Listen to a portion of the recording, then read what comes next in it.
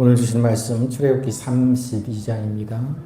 출애굽기 32장 25절에서 29절까지 교독합니다.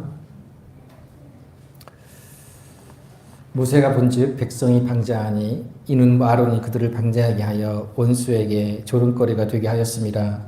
이에 모세가 진 문에 서서 이르되 누구든지 여호와의 편에 있는 자는 내게로 나아오라 하매 레위 자손이 다 모여 그에게로 가는지라.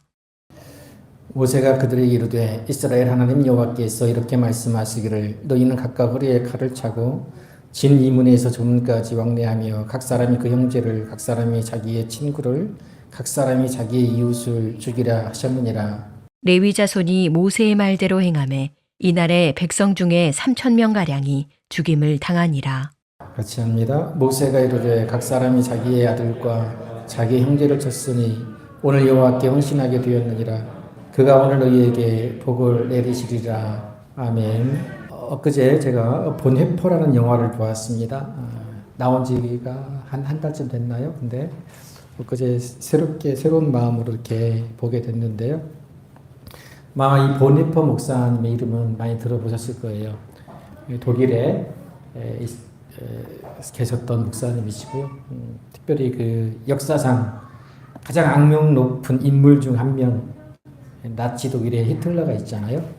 히틀러가 이제 독일의 독재자가 되어서 세계 제2차 대전을 일으켰지요. 그리고 수많은 유대인들을 학살하고요.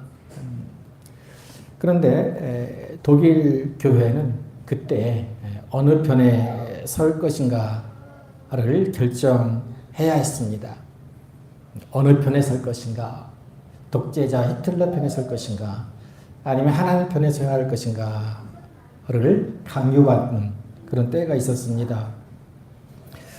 이 히틀러가 제국교회라고 하는 새로운 교회를 만들고요.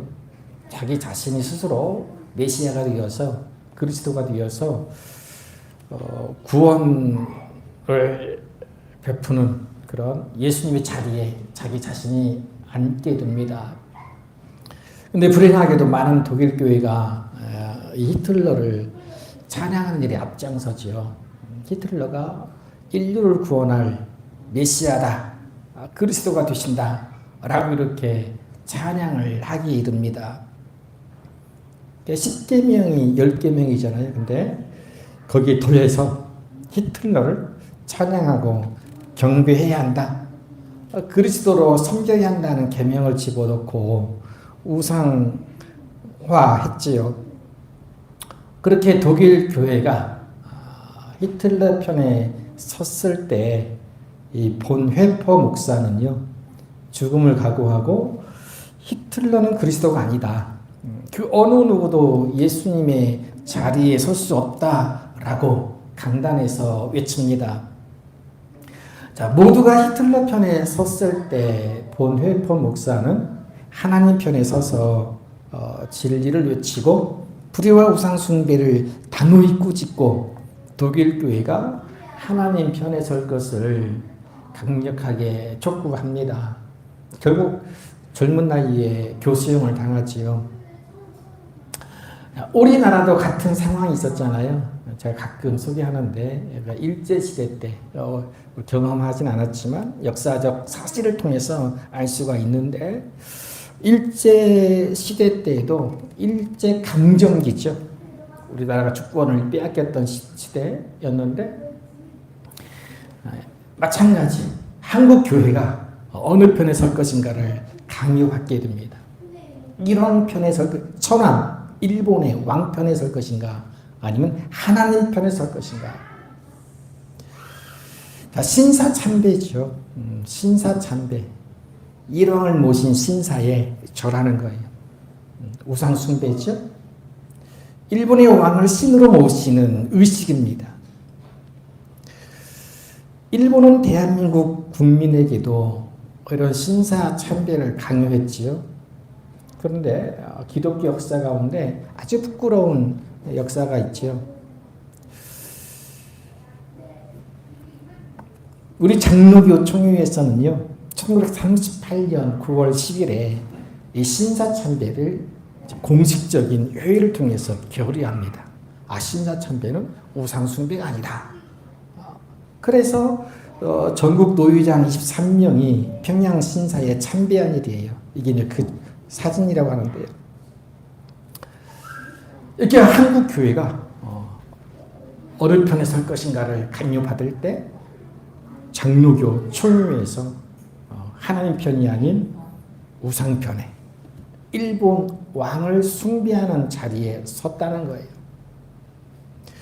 자, 그러면 어떻습니까? 다 그런 건 아니죠. 주기철 목사님 등 많은 그리스도인들은 끝까지 하나님 편에 서서 우상 숭배를 거부하다가 순교당했지요. 그리고 주변에 있는 그 순천 매산학교, 전주 신흥학교, 기전 여학교, 선교사들을 세운 학교잖아요.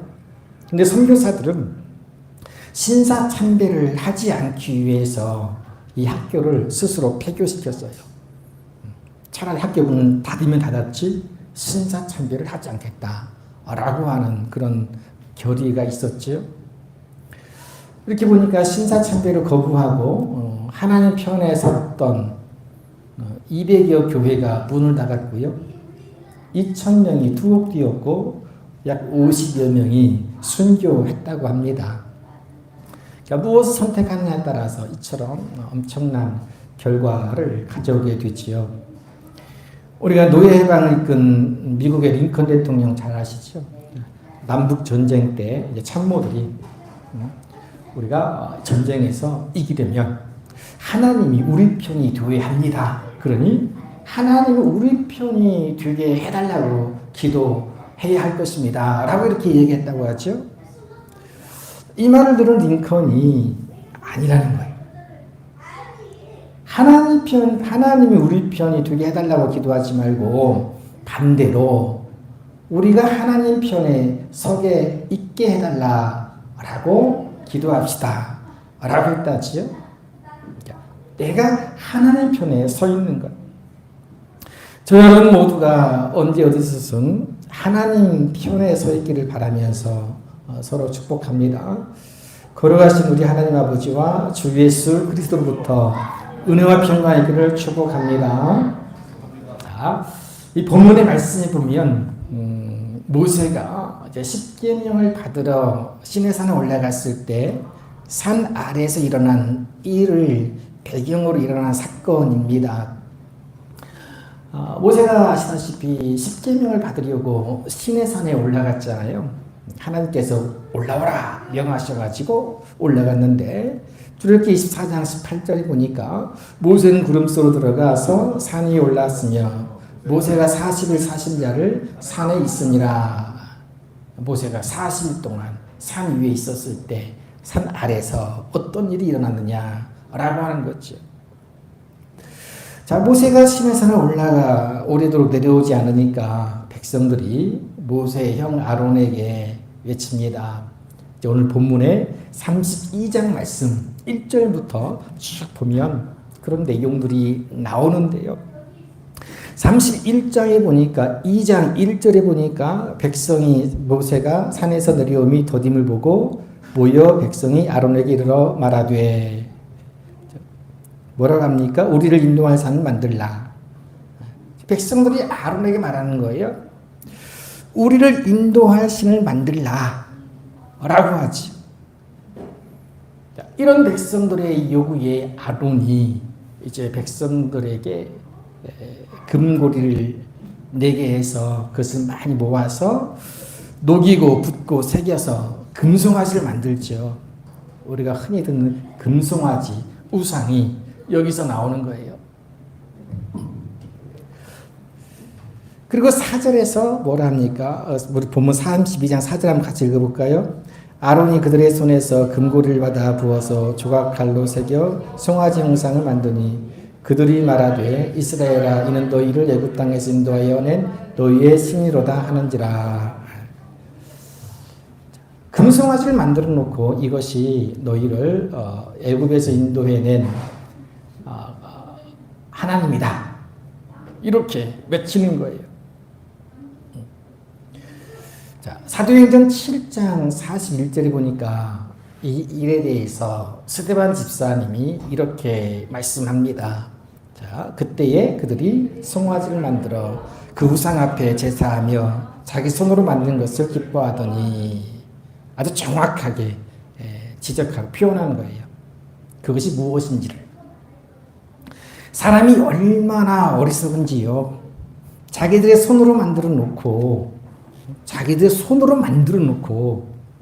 그것이 하나님이라고 말하고 그 앞에서 제사하고 그것을 섬기고 기뻐하였다 라고 말하죠.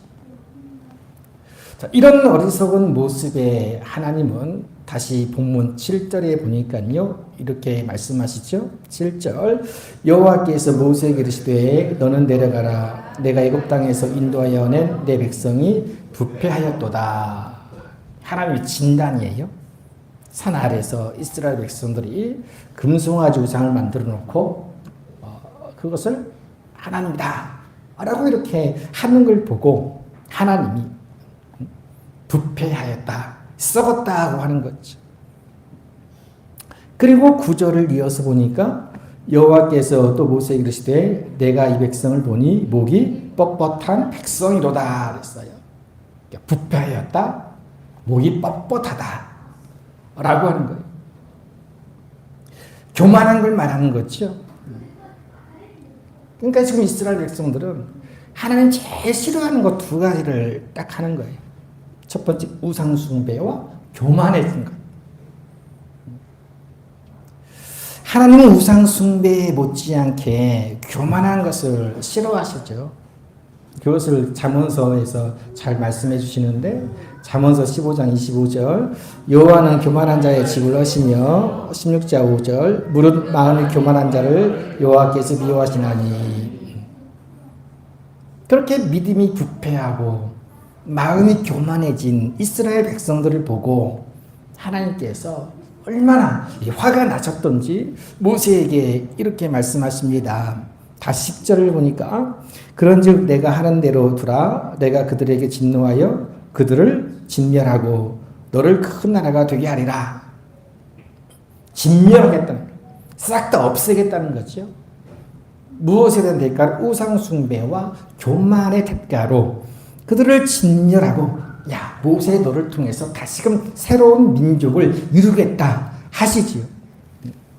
자, 금송아지를 만들어 놓고 절하며 예배하며 뛰놀고 광란에 빠진 백성들을 싹 다 죽이겠다라고 하는 엄청난 심판을 선언하시죠. 근데 모세가 이 말씀을 듣고 다급하게 기도합니다. 하나님께서 이스라엘 백성들을 애굽에서 구해주시지 않았습니까? 그런데 만약에 하나님이 이 백성들을 진멸하시면 애굽 사람들이 하나님이 자기 백성을 죽이려고 애굽에서 불러냈다고 말하지 않겠습니까? 아니, 하나님 제발 맹렬한怒를 그치시고 용서해 주시기를 원합니다. 이렇게 모세가 간절하게 기도하지. 자, 그랬더니 그들을 들으시고 14절에 하나님이 이렇게 말씀하시지요. 14절, 여호와께서 뜰을 돌이키사 말씀하신 화를 그 백성에게 내리지 아니하시니라 그랬어요. 그러니까 하나님이 모세의 중보기도를 들으신 거죠. 모세의 중보기도가 이스라엘을 구한 거죠. 이런 중보기도가 나라를 살린다라고 하는 것. 같이 해볼까요? 중보기도가 나라를 살립니다. 저는 요즘처럼 이걸 좀 뼈저리게 느끼는 경우가 없었던 것 같아요. 오래 살진 않았지만 또 여러 일들을 겪었지만 우리가 조금씩 회복되어져 가는 나라를 보면서 열심히 기도하자 우리가 했잖아요. 그리고 아마 우리 성도님들도 기회 되는 대로 나라와 민족을 위해서 기도했으리라 보는데요. 하나님 그 일을 들으시고 우리 민족을, 우리 나라를 다시금 회복시켜 주시는 것이 아닌가, 그런 믿음을 갖습니다. 그런 여러분, 중보기도가 나라와 민족을 살리는 줄로 믿으시길 바랍니다. 그래서 우리는 더 기도해야 되겠죠. 됐다가 아니에요. 끊임없이 기도해야 합니다. 이러한 사역에는 물론 수많은 우상들이 세워져서 하나님의 진노로 진멸하고도 남음이 있지만 여전히 하나님께서는 참으시고요. 그리고 진노를 거두시는 것은 성도들의 중보 기도에 대한 응답인 줄로 믿습니다. 그러니까 요즘 특별히 우리가 그런 많이 느낀다 하는 말씀드렸고요. 자, 여러분 모세가 그렇게 하나님의 진노하심으로 진멸당할 뻔한 이스라엘 백성들이 기다리고 있는 산 아래로 내려오게 됩니다. 그러니까 지금 모세는 산 위에 있었잖아요. 그리고 현실을 목격하지는 못했지요. 그런데 드디어 모세가 내려와서 정말로 이스라엘 백성들의 그 생생한 우상 숭배의 현장을 보게 됩니다. 자, 19절에 보니까요. 한번 같이 볼까요? 19절. 진에 가까이 이르러 그 송아지와 그 춤추는 것들을 보고 크게 노하여 손에서 그 판들을 산 아래로 던져 깼더니라. 그 모세도 하나님 묻지 않게 큰 화를 내게 돼요. 하나님 마음을 이해를 한 것 같아요. 도대체 하나님 왜 이렇게 진노하셨나? 모세가 실제로 와서 보니까 이스라엘 백성들이 우상 숭배하는 모습을 보고서 하나님이 주신 십계명 두 돌판을 던져서 깨뜨릴 정도로 크게 화를 내게 되죠.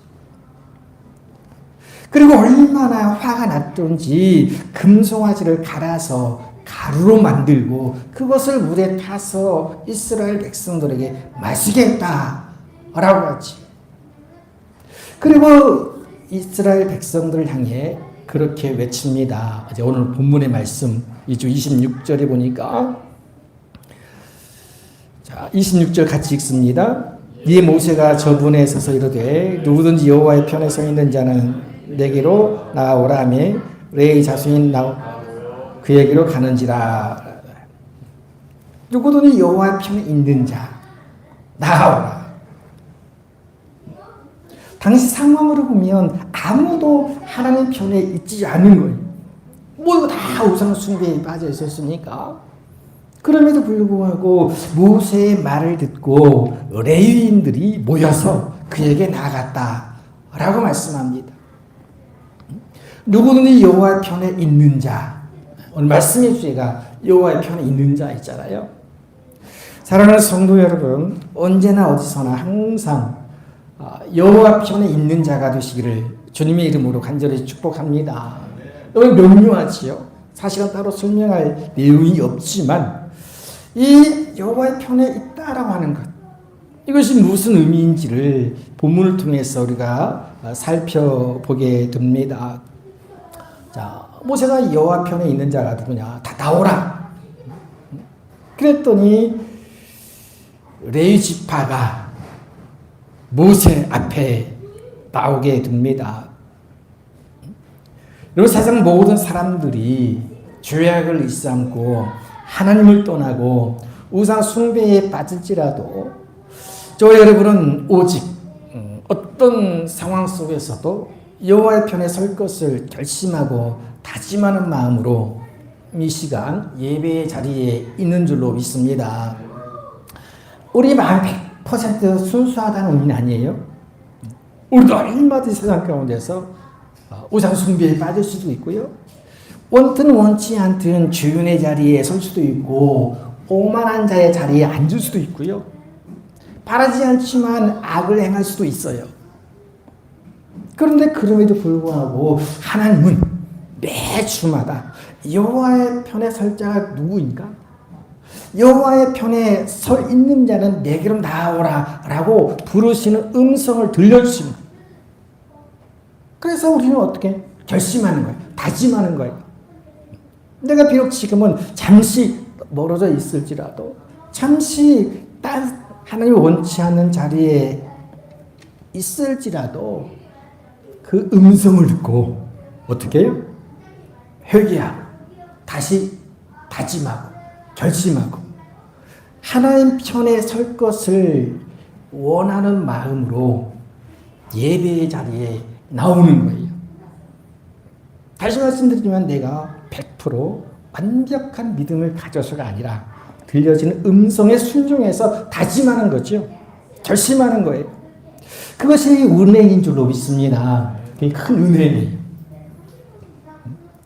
자, 모세는요, 그렇게 여호와의 편에 설 것을 다짐하고 나온 레위 자손들에게 하나님의 명령을 전달하지.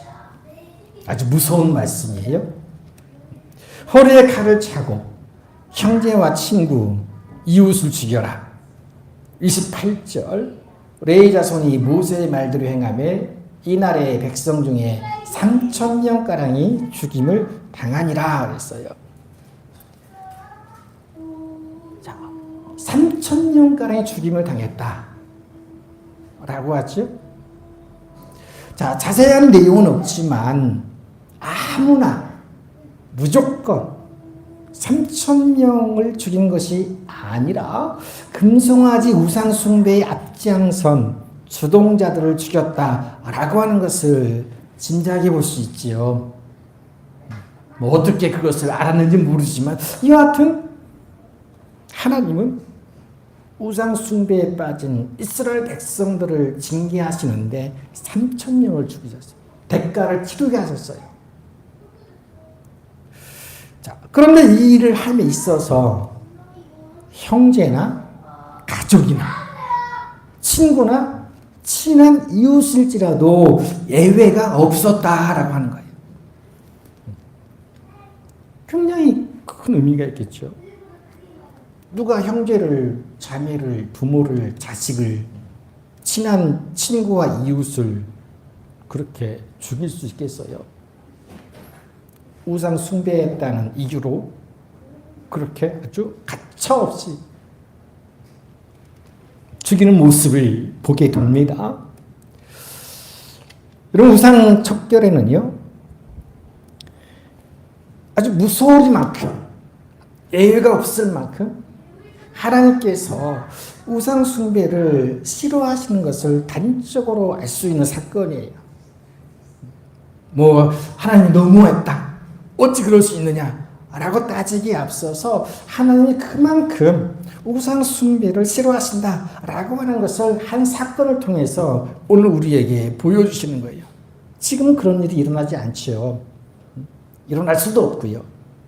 다만 이 시대에 하나님이 오늘 우리에게 경각심을 심어주시기 위해서, 교훈을 주시기 위해서, 가르쳐 주시기 위해서 그러한 사건을 일으켜 주시는 거예요.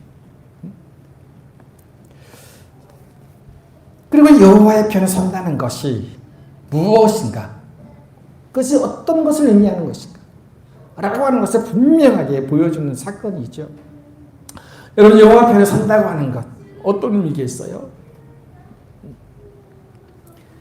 자, 심지어는 형제나 부모나 자식이나 친구나 이웃일지라도 피차 원수가 된다 해도 우상 숭배에 대해서는 결코 용납하지 않는 것, 이것이 하나님 편에 서는 것이다 라고 하는 거예요.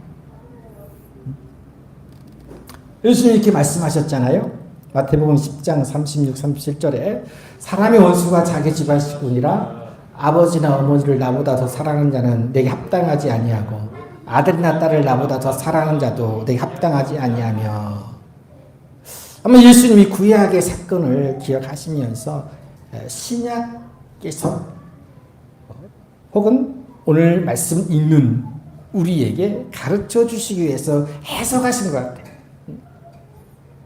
보면은 사람의 원수가 자기 집안 식구라고 하잖아요. 원수가 자기 집안 식구다 라고 하는 것. 이 말씀이 너무 심하다 하는 생각을 한 적이 있었어요. 여러분, 가정은요, 하나님께서 허락하신 사랑의 공동체인데 어떻게 서로 원수라는 말인가? 자, 예수님께서 무조건 원수라고 말씀하시는 것이 아니지요. 의미를 봐야 돼, 의미를. 자, 부모를 나보다 더 사랑하는 자, 아들, 딸을 나보다 더 사랑하는 자는 내게 합당하지 않다. 라고 하는 것. 다시 말하면 가장 큰 계명이 하나님을 사랑하는 것임을 강조하는 말씀이잖아요. 그러니까 하나님 편에 선다는 것이 어떤 의미냐? 더 하나님을 사랑하는 거죠. 우상 숭배는 하나님보다 그 어떤 것을 더 사랑하는 것이라고 할 수가 있지요. 그래서 우리가 하나님 편에 선다고 하는 것은 그 어떤 것보다 하나님을 사랑하는 것이다 라고 하는 거예요. 하나님을 미워하고 하나님보다 더 사람을 사랑하고 물질을 사랑하고 또 세상을 사랑하는 사람이 누구라 할지라도 가족이라 할지라도 우상 숭배하는 가족이라고 한다면 원수될 각오로 영적인 싸움에 임하여야 한다라고 하는 의미이지. 지금은 별로 그런 경우가 없지만요. 기독교가 우리나라에 들어올 당시에는 이런 일들이 종종 있었다고 해요. 실제로 원수가 집안에 있는 거예요. 무엇 때문에? 믿음 때문에. 그래서 나는 예수님 믿고 구원 받았지요. 그리고 나는 매주 교회에 나가 예배를 드려요. 그런데 집안의 원수가 부모가 된다는 거예요.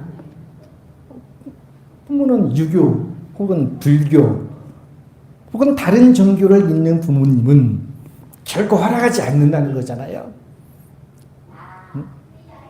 말을 듣지 않으니까 머리를 밀고요. 실제로 그런 일이 많이 있었다 하잖아요. 교회 못 가게 하기 위해서 딸의 머리를 밀어버려요.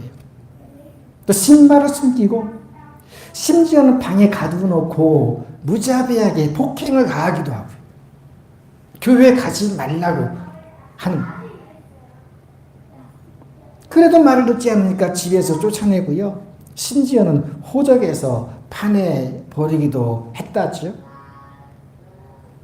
자, 끝까지 하나님의 편에 선 믿음의 사람은 그렇게 가족과 원수가 된다 해도 결코 하나님 편에서 떠나지 않지요.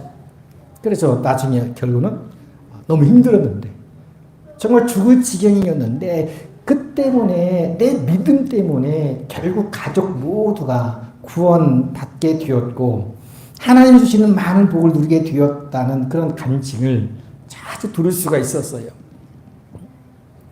여기 여호와의 편에 선다고 하는 것은요, 이처럼 잠시 동안은 가족과 원수가 되는 한이 있더라도 철저하게 우상을 멀리함으로 결국 하나님을 떠나지 않고 예수님께서 가르쳐 주신 대로 크고 첫째 되는 계명을 지키는 것이다 라고 하는 거예요.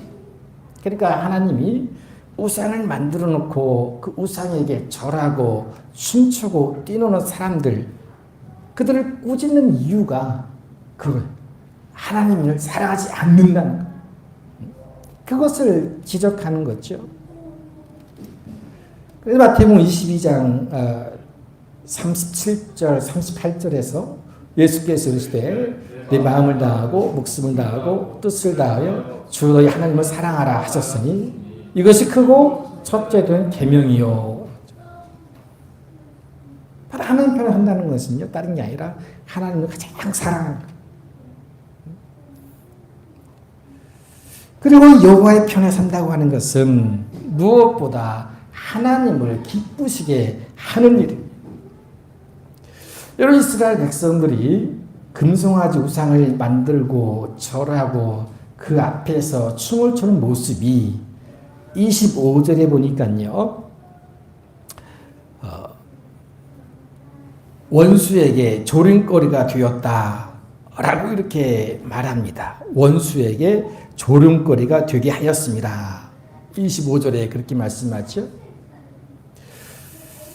자, 왜 그럴까요? 원수는 누구를 말할까요? 이방인들.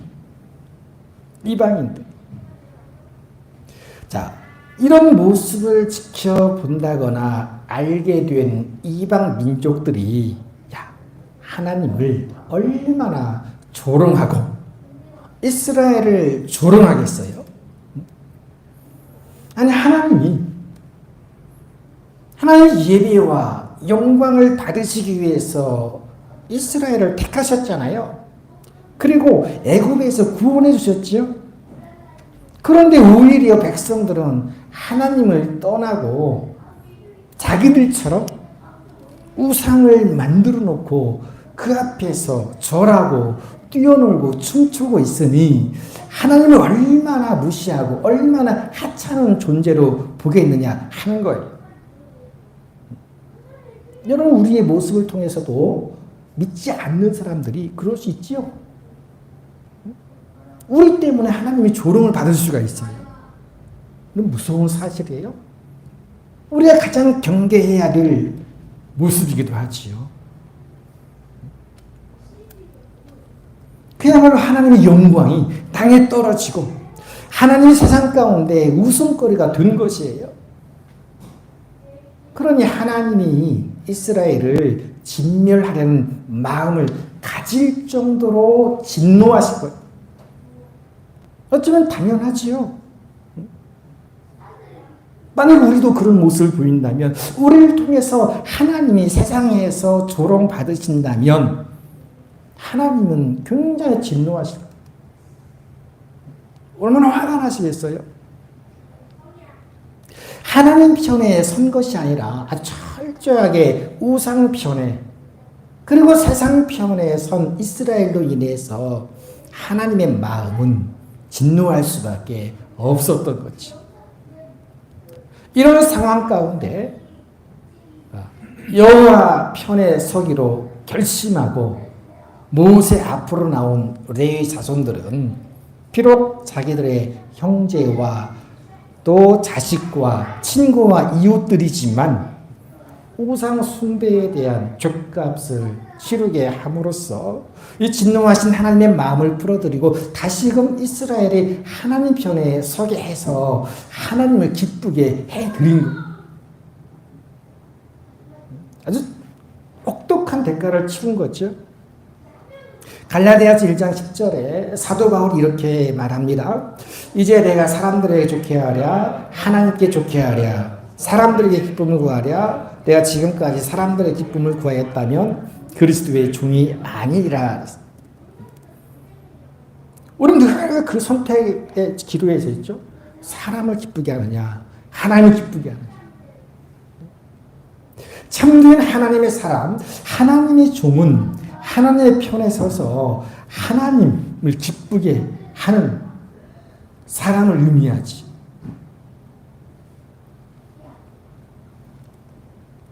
이 하나님 편에 서는 것이 비록 아주 극단적으로 표현해서 가족과 원수가 되는 일이 될지라도 주저하지 않고 행할 때에 하나님을 기쁘시게 할 뿐 아니라 결과적으로도 가족 모두를 구원하고 가족에게도 큰 기쁨이 될 줄로 믿습니다.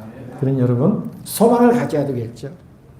그런 마음으로 그런 심정으로 우리가 하나님 편에 서게 될 때 잠시 동안은 가족과 불편할 수도 있고 가족과 마치 원수지간처럼 될 수도 있겠지만 결국은 하나님께서 가족 모두를 구원시켜 주실 줄로 믿습니다. 그 믿음 가지고 여러분 가족을 위해서도 기도해야 할 줄로 믿습니다. 자, 그렇게 늦게라도 여호와 편에 설 것을 결심하고 우상 숭배자들을 죽이는 데 앞장선 레위 자손들을 향하여서 모세가 이렇게 말하지요. 29절에 보니까 모세가 이르되 각 사람이 자기 아들과 자기 형제를 쳤으니 오늘 여호와께 헌신하게 되었느니라. 그가 오늘 너희에게 복을 내시리라. 이 말씀만 보면 막 자기 가족을 죽이고 형제를 죽인 것, 이 자체가 하나님께 헌신이다라고 이렇게 생각할 수 있지만 그것이 아니시고 의미가 있죠. 하나님 편에 서서 우상 숭배자를 친 것을 하나님께 헌신한 것이다 라고 말한 거예요. 그러니까 핵심은 하나님 편에 선 거예요. 우상 숭배를 척결한 거예요. 여러분, 하나님 편에 서는 것이 곧 참된 헌신인 줄로 믿습니다. 우리가 헌신하니까 되게 어렵게 생각하고요. 뭔가 내가 많은 걸 드려야지, 또 많은 일을 해야지, 희생해야지, 헌신이 아니냐, 헌신에 대해서 두려운 마음을 가질 수가 있는데요. 그게 아니잖아요. 하나님 편에 서는 거예요. 세상이 너 어느 편에 설래? 선택할 것을 요구하고 혹은 강요당할 때 우리 마땅히 하나님 편에 설 것을 선택하는 것. 이것이 하나님 보시기에 큰 헌신이에요. 그리고 하나님 편에 선 그들에게 복을 주실 것이다 라고 이렇게 축복하잖아요. 너희에게 복을 내리시리라. 하나님 편에 서는 것이 복 받는 길인 줄로 믿습니다.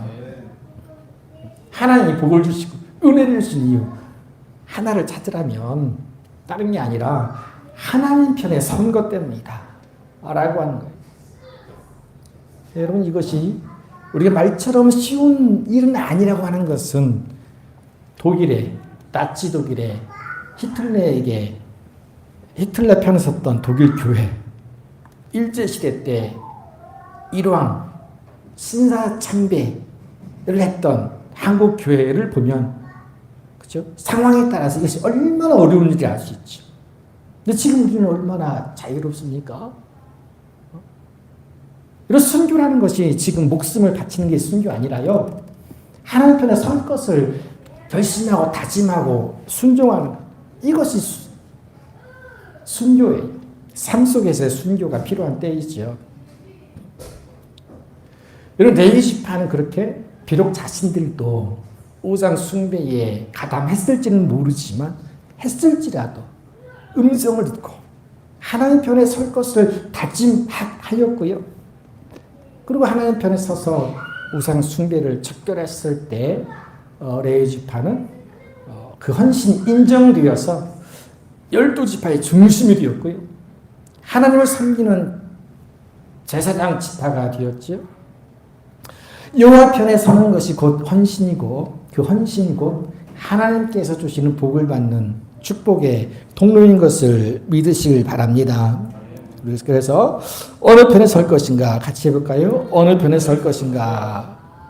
이 물음은 우리가 평생 이 질문 앞에 서게 될 거예요. 그 때에 따라서는 강요받아요. 이념에 따라, 사상에 따라서, 지역에 따라서, 학연에 따라서, 혹은 세대에 따라서 어느 한쪽에 설 것을 강요하는 세상이잖아요. 그리고 내 편이 아닌 상대편은 제거해야 될 대상, 물리쳐야 할 대상, 이렇게 우리가 이런 세상에 살고 있지요. 거짓 편에 설 것인가, 진리 편에 설 것인가, 끊임없이 요구합니다. 세상 편에 설 것인가, 하나님 편에 설 것인가, 모이기를 피하는 편에 설 것인가, 힘들어도 어려워도 모이기에 힘쓰는 편에 설 것인가. 여러분, 선택은 자유지만 그 선택에 따른 결과는 다르지. 무엇을 선택해야 될지, 어느 편에 설 것인가, 그런 믿음의 걸 갖게 되기를 원하고요. 세상이 아무리 험해져도, 상황이 아무리 안 좋아져도 우리는 이 진리 편에, 그리고 하나님 편에 모이게 힘쓰는 편에서는 그런 헌신과 충성을 통해서 하나님 주시는 복을 충만하게 누릴 수 있는 저 여러분 되시기를 주의 이름으로 간절히 축복합니다. 좋으신 아버지, 감사합니다. 오늘도 우리가 하나님 편에 설 것을 다짐하고 하나님 앞에 나와 예배를 드리게 되니 감사합니다. 하나님 아버지, 이 땅에 사는 동안 끊임없이 우리는 어느 편에 설 것인가를 또 요구받고 강요받습니다. 하나님, 어떤 순간에도 진리 편에, 말씀 편에 하나님 편에 설 수 있는 지혜와 용기와 믿음을 더하여 주옵소서. 그래서 하나님 앞에 헌신하고 충성하는 종이 되어서 하나님 주시는 복을 누리고 하나님 주신 은혜를 누리며 살아갈 수 있는 이 시대에 진정한 예수님의 제자들 되게 하여 주시옵소서. 예수님의 이름으로 기도하옵나이다. 아멘. 같이 합니다. 거룩하신 하나님의 아들 예수 그리스도시여, 언제 어디서나 하나님 편에 있는 복 있는 자가 되게 하옵소서. 아멘.